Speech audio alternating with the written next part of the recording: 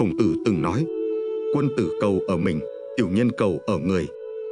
Biết thời mà tiến, biết mệnh mà an, đó là bậc trí. Ông dạy rằng, người quân tử không oán trách trời, không than thở người. Nếu vận chưa tới, thì lặng lẽ rèn mình. Nếu thời chưa chín, thì nhẫn nại đợi. Người biết thuận theo thiên thời là người sống lâu và vững vàng. Và bạn ơi, nếu bạn đang ở trong những tháng ngày tối tăm nhất, nếu bạn đang đứng giữa mùa đông lạnh lẽo của đời mình, thì video này là một ngọn đèn nhỏ, giúp bạn đi qua màn đêm.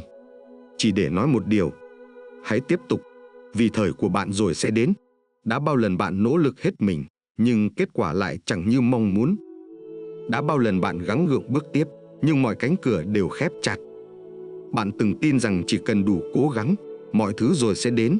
Nhưng rồi, đời như thể trêu ngươi, người lười biếng lại thành công, kẻ gian xảo lại thắng thế. Còn bạn với trái tim chân thành và đôi bàn tay lao động vẫn mãi loay hoay giữa cuộc sống mưu sinh. Có lẽ bạn đã từng tự hỏi, phải chăng số mình là khổ? Phải chăng ông trời đã quên mất mình? Hay là mình không đủ tốt để xứng đáng với may mắn? Nhưng bạn biết không, cuộc đời không đơn giản như một bài toán hai ẩn. Đôi khi, không phải vì bạn kém cỏi, mà vì chưa đến lúc. Nếu bạn cũng đang gặp phải những vấn đề như vậy, hãy để lại bình luận để mọi người cùng thảo luận và chia sẻ giải pháp nhé. Hãy hình dung một người nông dân. Mỗi ngày, ông ra đồng, gieo hạt xuống đất, tưới nước, làm cỏ, bón phân. Nhưng nếu ông gieo hạt vào giữa mùa đông, liệu có thể trông chờ một vụ mùa bội thu? Dù có chăm chỉ, cần mẫn, yêu đất yêu trời đến mấy, mùa đông vẫn không thể sinh hoa trái. Vấn đề không nằm ở người nông dân, mà nằm ở thời điểm. Không đúng thời, thì mọi nỗ lực đều vô ích. Ngày xưa, có một người tiều phu nghèo tên là Lão Vương. Ông ta suốt ngày chặt củi trong rừng sâu, nhưng dù cố gắng đến đâu cũng không đủ tiền nuôi gia đình. Một hôm, Lão Vương gặp một vị đạo sĩ. Vị đạo sĩ nhìn ông rồi thở dài, ngươi làm việc cật lực gấp 10 người khác, nhưng sao vẫn nghèo? Bởi vì ngươi chưa hiểu chữ thời. Ngẫm mà xem, trên đời này có quá nhiều thứ nằm ngoài sự kiểm soát của con người. Ta có thể cố gắng, nhưng không thể chọn đúng lúc mưa hay nắng. Ta có thể khôn ngoan, nhưng không thể thắng thế một thời cuộc đảo điên. Ta có thể tử tế, nhưng chưa chắc được yêu thương đúng lúc. Có những người làm điều ác, nhưng lại phất lên. Có những người sống lương thiện, lại gánh chịu bất công. Và nếu chỉ nhìn vào một khoảnh khắc, ta dễ dàng mất niềm tin. Thế nhưng, có một quy luật cổ xưa mà người xưa luôn nhắc nhở. Rồng chưa gặp mây, phải tạm ẩn trong nước. Người quân tử lỡ vận, nên giấu tài đợi thời. Không phải bạn không giỏi, không phải bạn không xứng đáng, chỉ là thời của bạn chưa đến. Và trong cái chưa đến ấy, có một nghệ thuật sống, đó là chờ nhẫn tích ẩn hành.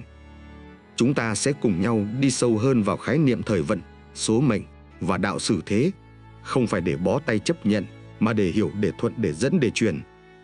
Vì chỉ khi hiểu rõ quy luật của trời đất, ta mới không oán giận khi thất bại, không kiêu căng khi thành công. Và rồi, một ngày kia, khi thời vận thực sự đến, bạn sẽ mỉm cười mà nói rằng, thì ra, tất cả đau khổ mình từng chịu, đều là sự chuẩn bị cho ngày hôm nay. Vậy thời vận là gì?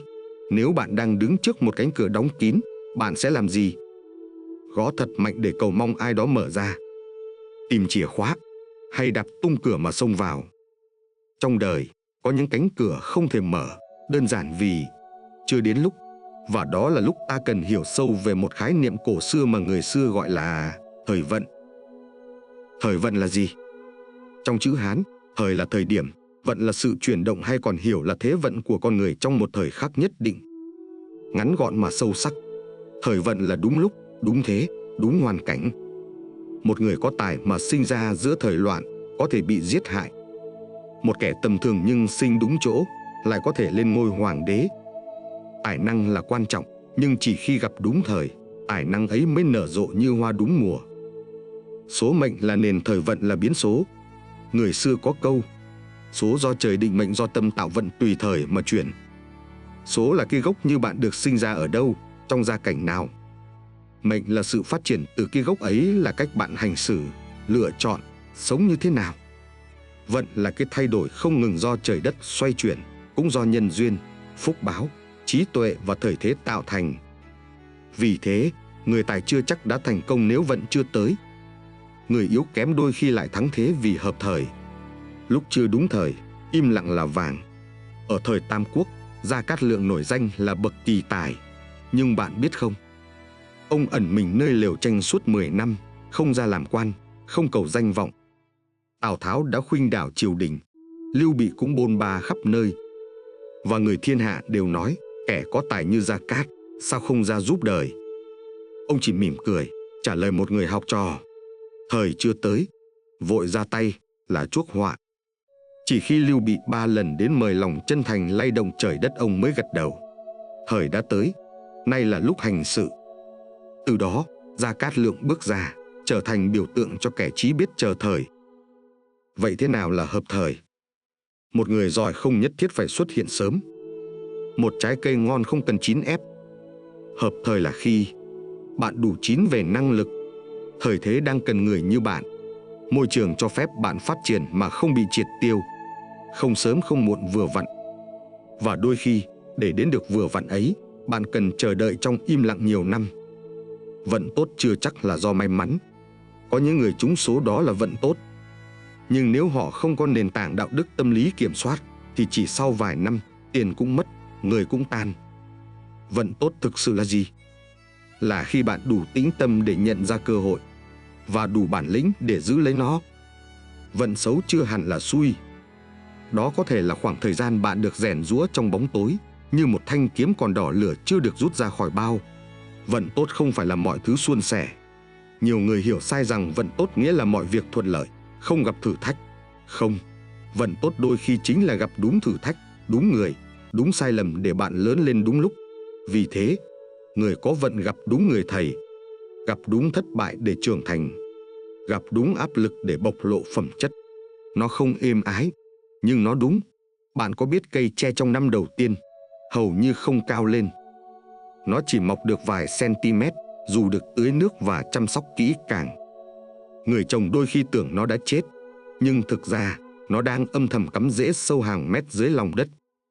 Đến năm thứ 5, cây tre sẽ bứt phá, vươn cao hàng chục mét chỉ trong vài tuần. Sự không phát triển ban đầu không phải là yếu kém. Đó là cách mà thiên nhiên dạy ta về thời vận. Từ đó, ta học được điều gì? Nếu bạn đang ở giai đoạn không ai công nhận, mọi thứ trì trệ, cơ hội không đến, hãy đừng vội nghĩ đời bất công. Hãy tự hỏi, ta đã đủ gốc rễ chưa? Tâm ta đã vững chưa? Nếu thời đến, ta có giữ nổi nó không? Hãy trầm tĩnh như cây tre và nhớ rằng, thời vận đến, không ai cản nổi. Nhưng nếu chưa đủ lực, thời đến cũng như gió thoảng qua mà thôi. Thời vận không dành cho kẻ nóng vội. Không ai vội chín mà ngọt. Không ai thành công mà không qua giai đoạn bị lãng quên. Bạn đang sống, đang học, đang làm, đang thất bại. Tốt lắm. Đó là cách vũ trụ rèn bạn để đến đúng thời. Bạn không chỉ nở hoa mà còn giữ được hương. Vì sao có những người tài giỏi nhưng không gặp may? Trong đời có một nỗi đau âm thầm nhất, không phải là thất bại mà là bị lãng quên. Dù bản thân biết mình có khả năng, có tâm huyết, có ý chí vươn lên. Bạn có từng cảm thấy như vậy? Tôi học giỏi hơn họ, tại sao tôi thất nghiệp còn họ thì được trọng dụng? Tôi làm việc quên mình, nhưng lại bị cấp trên ghẻ lạnh, còn kẻ su nịnh thì thăng chức.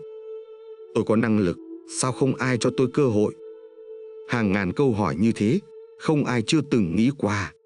Vì sao người tài bị lãng quên? Có 4 lý do thường gặp. Không gặp đúng người. Một người giỏi cần có tri kỷ, một người biết nhìn ra giá trị của họ. Gia Cát Lượng gặp được Lưu Bị, Bá Nha gặp được Từ Kỳ, Tào Tháo có Tuân Úc. Nếu bạn chưa gặp ai thấu hiểu, đừng vội oán trách. Hãy tiếp tục bồi dưỡng mình cho đến khi tri kỷ xuất hiện. Không hợp thời thế. Có tài nhưng sống giữa loạn lạc, hoặc giữa môi trường không coi trọng tài năng thì chỉ chuốc khổ. Cây sen mọc nơi ao bùn vẫn tỏa hương. Nhưng nếu bạn là hoa lan, bị vùi giữa cánh đồng lúa bạn sẽ bị nhổ bỏ. Hợp thời là được sống đúng môi trường.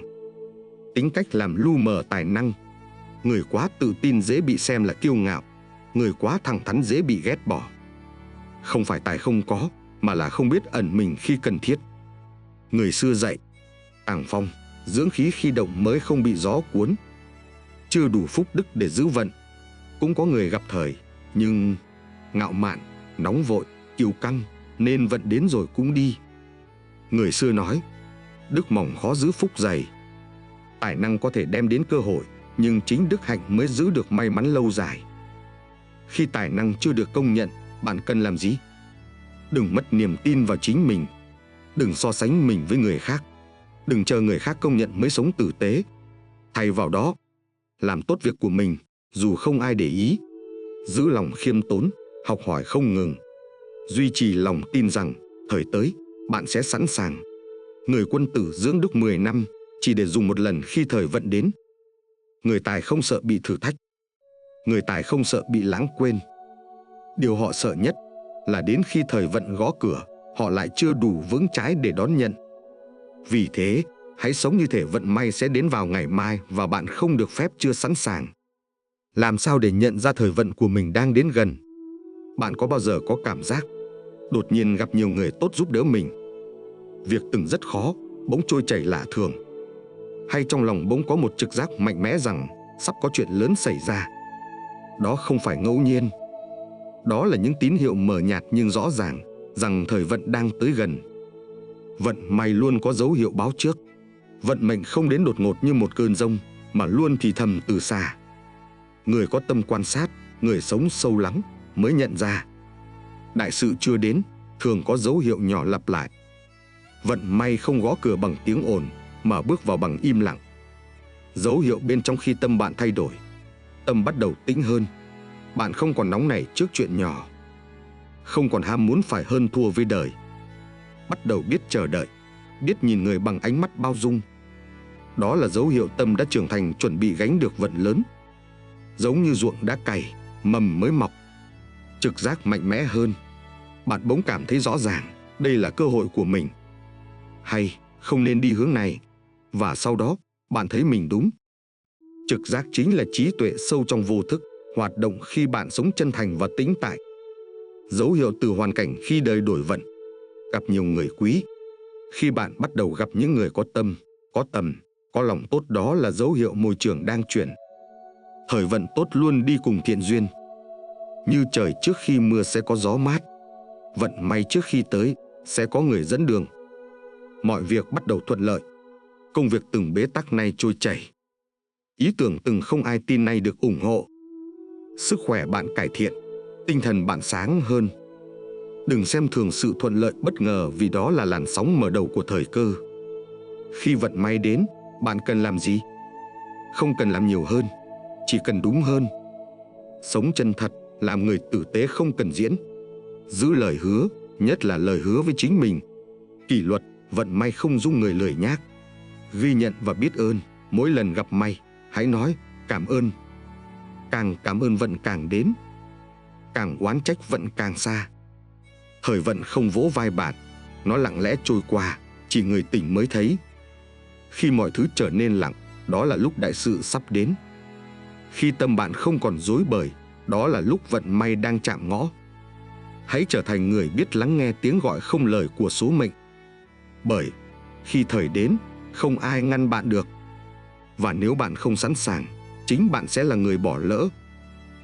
Vậy làm sao để chủ động tạo ra thời vận cho chính mình? Không ai sinh ra đã mang sẵn vận may. Cũng không ai mãi xui xẻo nếu họ chịu thay đổi. Thời vận giống như một cánh buồm. Bạn không thể điều khiển gió, nhưng bạn hoàn toàn có thể điều khiển cánh buồm của mình. Bắt đầu từ tâm, căn chỉnh lại hướng đi. Muốn thay đổi vận mệnh, hãy bắt đầu từ tâm. Câu nói xưa rất chí lý. Tâm thế nào, thời thế đến theo thế ấy. Nếu tâm bạn loạn, thời vận đến, bạn cũng không giữ được. Nếu tâm bạn sáng, dù chưa có cơ hội, bạn vẫn chuẩn bị được. Làm sao để chỉnh tâm? Giữ lời hứa nhỏ nhất với chính mình. Không nuôi oán thù. Làm việc với lòng yêu nghề, không chỉ vì lợi. Khiêm tốn, không khoe khoang. Sống đơn giản, không dối lòng. Dọn sạch giác nghiệp để vận may bước vào. Hãy tưởng tượng vận may như một vị khách quý. Muốn đón khách, bạn phải dọn nhà. Vậy giác nghiệp là gì? Oán hận cũ, bạn cứ nhớ hoài chuyện quá khứ. Ganh ghét người khác thành công, bạn thấy khó chịu. Lười biếng và trì hoãn, không bắt đầu bất cứ việc gì. Nói dối, sống giả tự che mắt chính mình. Dọn sạch những điều đó vận may mới dám gõ cửa. Có một người muốn trồng vườn đẹp, nhưng khu vườn toàn cỏ dại, đá sỏi, rác rưởi. Mỗi ngày, anh chỉ nhổ một ít cỏ, dọn từng mảnh nhỏ. Nhiều người cười nhạo, làm thế đến bao giờ mới trồng được. Anh không đáp, cứ làm mỗi ngày một ít. Một năm sau, mảnh vườn trở thành khu đất màu mỡ nhất làng. Cơ hội, thời vận cũng cần bạn dọn đất lòng mình như thế. Luyện công âm thầm phúc dày mới gánh được vận. Vận mệnh không thường người ồn ào. Nó tìm đến người lặng lẽ luyện công. Học một kỹ năng mà không ai kêu bạn học. Đọc sách lúc người ta giải trí. Làm thêm việc không ai biết. Ghi nhớ những lỗi sai, sửa chúng âm thầm. Cái gọi là may mắn bất ngờ thật ra là công sức ngấm ngầm, tích đủ thì nở hoa. Kết nối đúng người duyên sinh vận. Không có thành công nào là độc hành. Người thông minh biết rằng muốn có vận tốt, hãy kết giao đúng người. Người tử tế, người kiên trì, người sống có nguyên tắc, người cho bạn cảm hứng chứ không hút năng lượng bạn. Tránh xa, người hay than vãn, người nói xấu sau lưng, người bất mãn mọi thứ, người bất trung, bất hiếu. Gần mực thì đen, gần đèn thì sáng. Muốn đi nhanh thì đi một mình, muốn đi xa thì đi cùng người tốt. Không so đo hơn thua để vận không trôi mất. Có người hỏi một cao nhân, sao tôi cứ gặp xui xẻo mãi, dù rất giỏi? Cao nhân đáp, bởi vì ngươi so đo quá nhiều, nên vận may ngại đến gần. Người so đo là người dễ bị phân tâm. Người sống quá tính toán thường tự khóa vận mình. Một đồng mất cũng tiếc, một lời chê cũng giận. Vậy thì làm sao đủ tâm lượng để đón vận lớn? Tự nâng cấp mình trở thành thỏi nam châm hút thời thế. Có người bảo, tôi làm đủ điều tốt mà vận vẫn chưa tới. Bạn thử hỏi lại, bạn đã trở thành người xứng đáng với vận lớn chưa? Muốn có cơ hội làm giám đốc, bạn đã luyện kỹ năng lãnh đạo chưa? Muốn có nhân duyên tốt, bạn đã yêu thương chính mình chưa? Muốn tiền bạc đến, bạn đã học cách giữ tiền và cho đi đúng chưa? Muốn có quả ngon cây phải lớn. Muốn thời vận đến chính bạn phải nâng cấp thành người có thể đón nhận. Một vị lão sư có cái bình cũ, định rót trà mời khách quý, nhưng bình dì nước, vỡ cạnh rót đến đâu, chảy mất đến đó. Ông buồn rầu, ta có trà ngon, mà bình không giữ được. Khách đáp, không phải do trà, mà do bình. Hãy thay bình trước. Bạn có thể đã có tài nhưng nếu tâm bình chưa đủ, vận đến cũng rót ra ngoài. Đừng chờ thời, hãy tạo thời.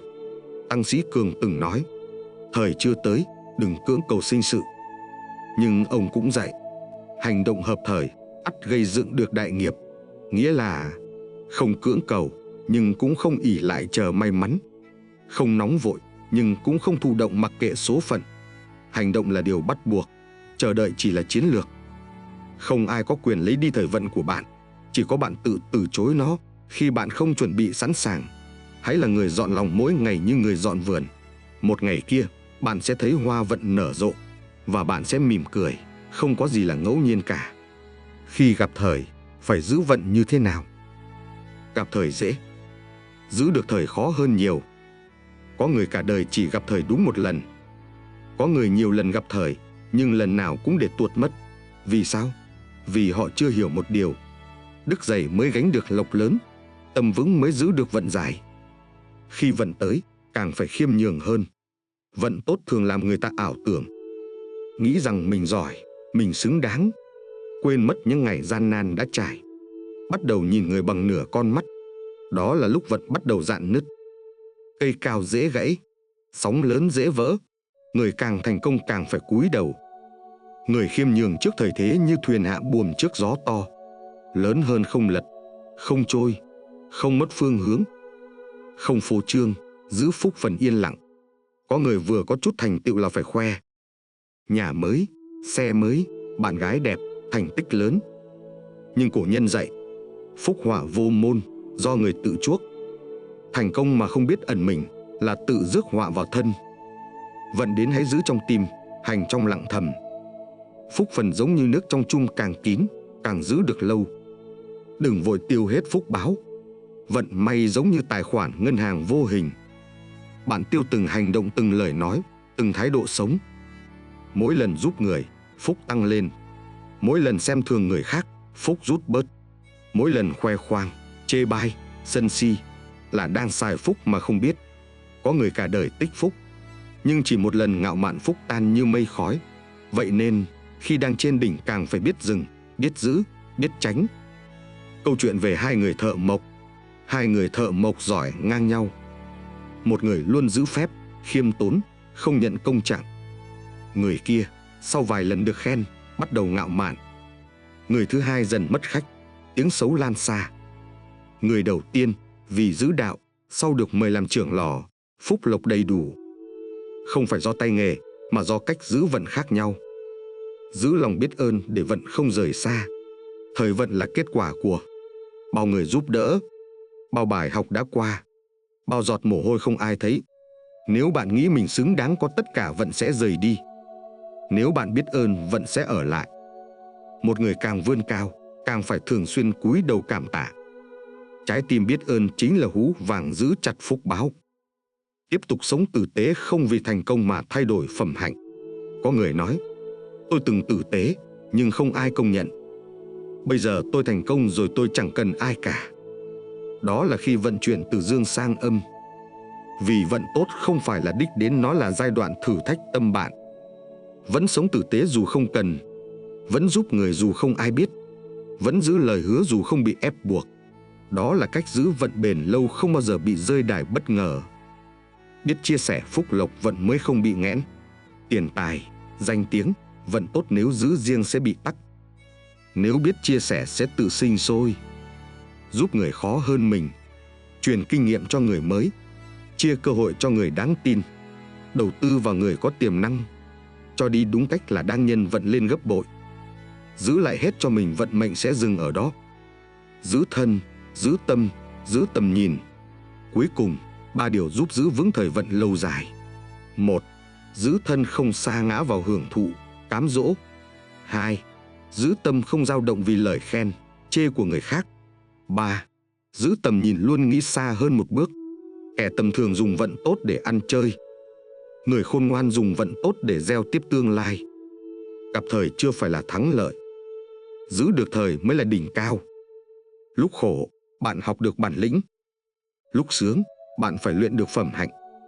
Lúc bình thường, bạn gieo được nhân. Và đến lúc gặp thời, bạn phải biết cách giữ vững trái tim. Khi thời thế xoay chuyển, chỉ có người giữ được mình mới giữ được vận. Và cuối cùng thì vận mệnh có thật không? Và ta nên tin vào điều gì? Có người cả đời đi tìm vận mệnh. Có người cả đời chống lại số mệnh. Có người chọn tin vào trời đất. Có người chỉ tin vào chính mình. Vậy đâu là đúng? Vận mệnh định sẵn hay do ta tạo ra? Cổ nhân từng nói, mệnh do trời định, vận do người tạo.